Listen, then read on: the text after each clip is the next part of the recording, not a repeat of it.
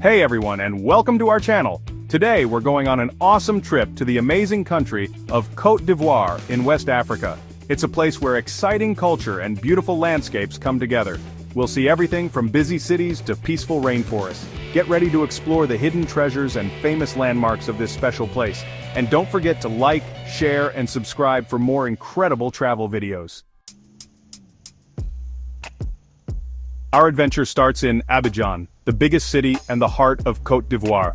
Abidjan is a lively city full of energy, where modern skyscrapers stand tall next to traditional markets. It's a perfect example of the country's exciting spirit. Here you can feel the energy of business, music, and the constant movement of people. We'll explore the busy streets, a mix of colors and sounds where people sell their goods and the smell of spices fills the air.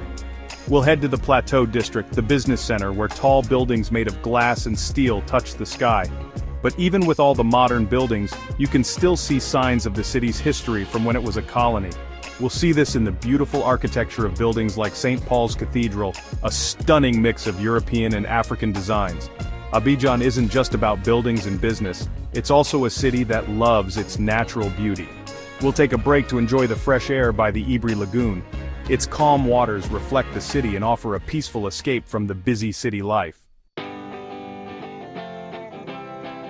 We're leaving the city and heading east along the Atlantic coast to the historic town of Grand Bassam. Grand Bassam is like a town frozen in time. It used to be a busy trading post when Côte d'Ivoire was a colony, and its beautiful old buildings tell stories of the past.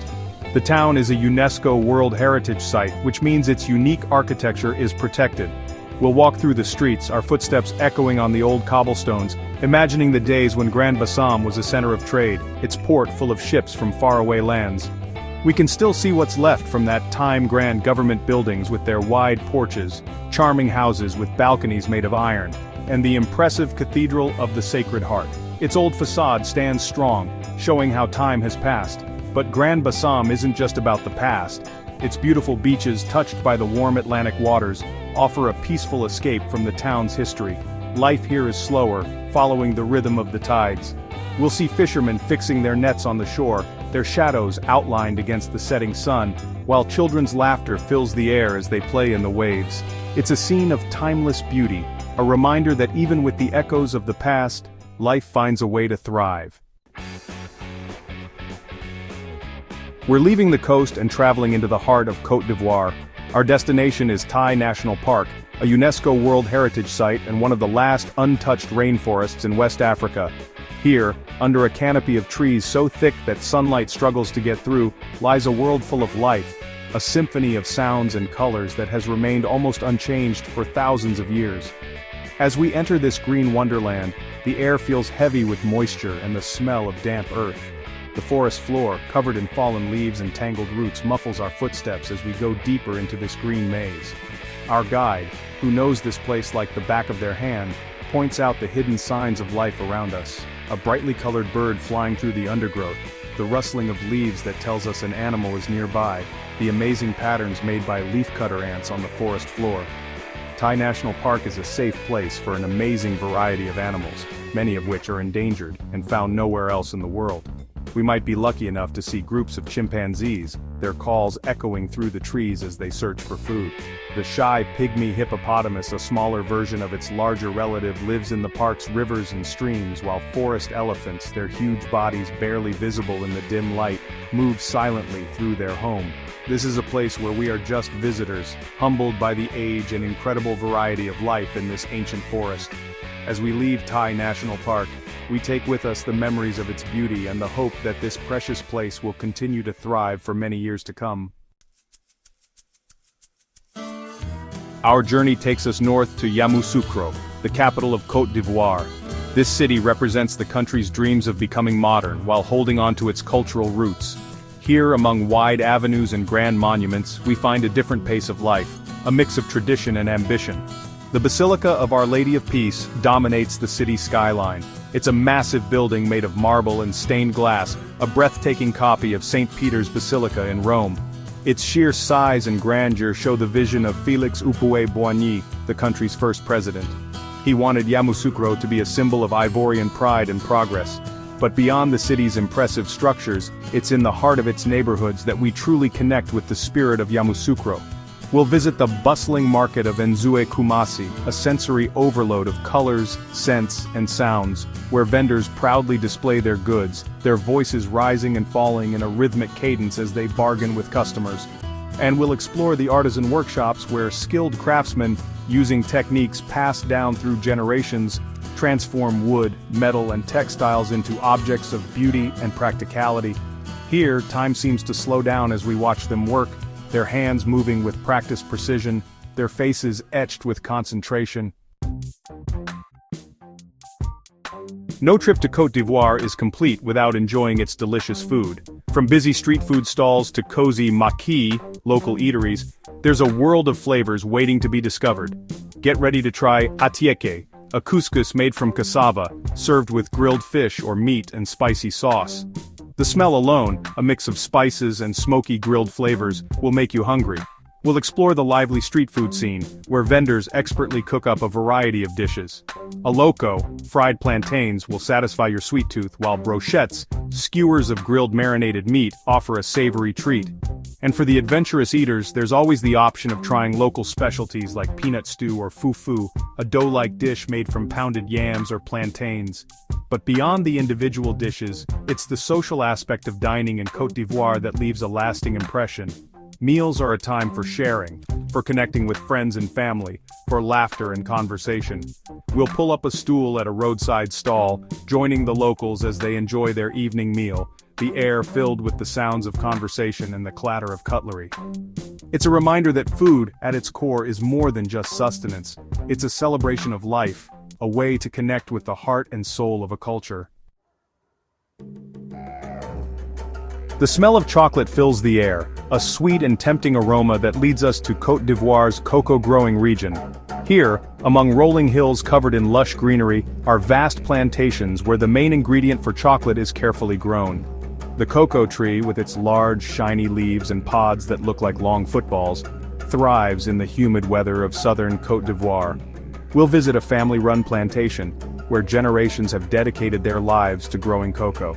Our guide, whose face shows the wisdom of years spent working the land, will explain the careful process of cultivating this precious crop. We'll learn how the ripe pods are harvested, their tough outer shells cracked open to reveal the white beans inside. These beans, carefully taken out and fermented, hold the key to the chocolatey goodness we all love. The air is thick with the strong smell of fermenting cocoa, a smell that speaks of hard work and the sweet rewards of a successful harvest. Our journey takes us to a nearby village, where the cocoa beans are turned into a rich, dark paste by drying, roasting, and grinding them. We'll watch as women, their movements practiced and efficient, sort through the beans, taking out any that are damaged. Their laughter and conversation fill the air, showing the sense of community that thrives among the cocoa plantations. We're back in the energetic city of Abidjan, but this time, we're diving into its thriving art scene. The streets of Abidjan's art district are bursting with creative energy, showing how important the city is as a cultural center for West Africa.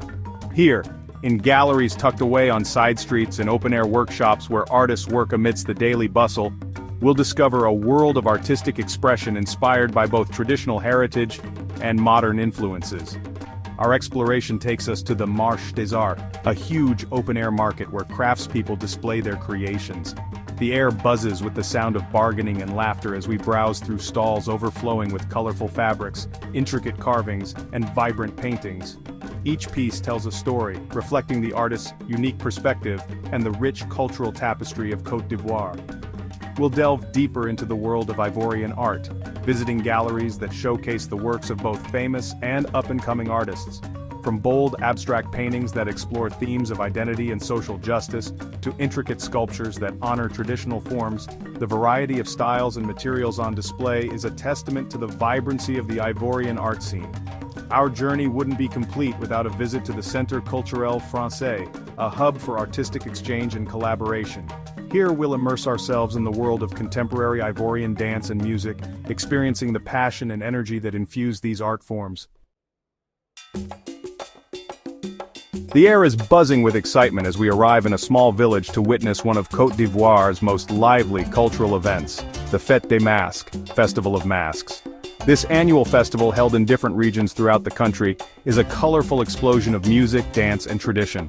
The heart of the Fête des Masques lies in the elaborate masks, carefully crafted from wood, fabric, and natural materials. Each mask represents a different spirit or ancestor, carrying symbolic meaning and believed to possess spiritual power. As the sun sets, casting long shadows across the village square, the masked dancers appear, their movements a captivating blend of grace and power. We watch in awe as the dancers twirl and stomp to the beat of drums, their costumes a kaleidoscope of colors. The air fills with singing and chanting, the voices rising and falling in a hypnotic rhythm that seems to vibrate through us. The energy is contagious, pulling us into the heart of the celebration. The Fête des Masques is more than just a show, it's a living expression of Ivorian culture, a way to connect with the spirits of the ancestors, and celebrate the continuity of tradition in a rapidly changing world. As the night goes on, the dancing intensifies, the line between performer and audience blurring, as we find ourselves swept up in the joyous celebration of Ivorian heritage. We're leaving the lively celebrations in busy cities to find peace in nature. Our journey takes us to Mount Nimba, a UNESCO World Heritage Site shared by Côte d'Ivoire, Guinea, and Liberia. Here, among rolling hills, green forests, and waterfalls, we'll discover a world of tranquility and natural beauty. The air gets cooler as we climb Mount Nimba, the sounds of civilization fading away. We hike through thick forests, the sunlight filtering through the trees, casting a magical glow on the forest floor. The air is alive with the sounds of nature, insects chirping, birds calling, leaves rustling as unseen creatures go about their day. We reach a clearing, and the view takes our breath away. Rolling hills, covered in a patchwork of green and brown, stretch out as far as we can see. In the distance, waterfalls tumble down steep cliffs, their white streams a stark contrast to the green landscape. Mount Nimba is a haven for diverse life, home to unique plants and animals, some found nowhere else on Earth. We might be lucky enough to spot a viviparous toad, which gives birth to live young, or the Nimba otter shrew, its sleek fur blending perfectly with the undergrowth. We're back in the coastal town of Grand-Bassam to explore its history as a former French colonial trading post. The town's UNESCO World Heritage status recognizes its well-preserved colonial architecture, a reminder of a bygone era. We walk through the streets, our footsteps echoing on the cobblestones, imagining the days when Grand-Bassam was a busy center of trade, its port full of ships from faraway lands. The feeling of the past lingers in the air, whispering stories of traders and explorers, of cultural exchange and the complexities of colonialism. Our journey takes us to the former governor's palace, an impressive building with graceful arches and wide verandas designed to catch the ocean breeze. Now a museum, its rooms are filled with artifacts and photographs that offer a glimpse into the lives of those who lived and worked in Grand-Bassam during the colonial era. We visit the grand old trading houses, their once vibrant facades now faded with time, yet still hinting at their former glory. The air smells of salt and the sea, a reminder of Grand-Bassam's strategic location at the crossroads of trade routes. And we stand before the imposing Cathedral of the Sacred Heart, its weathered facade a testament to the passage of time and the ebb and flow of history. As our trip through Côte d'Ivoire comes to an end, we're left feeling amazed and inspired. From the energy of its cities to the peacefulness of its natural beauty, this West African country has captured our hearts and left a lasting impression. We've explored ancient forests, witnessed vibrant cultural celebrations, and enjoyed the flavors of a rich culinary heritage. If you enjoyed this video, please like, share, and subscribe to our channel for more travel adventures. See you in the next video.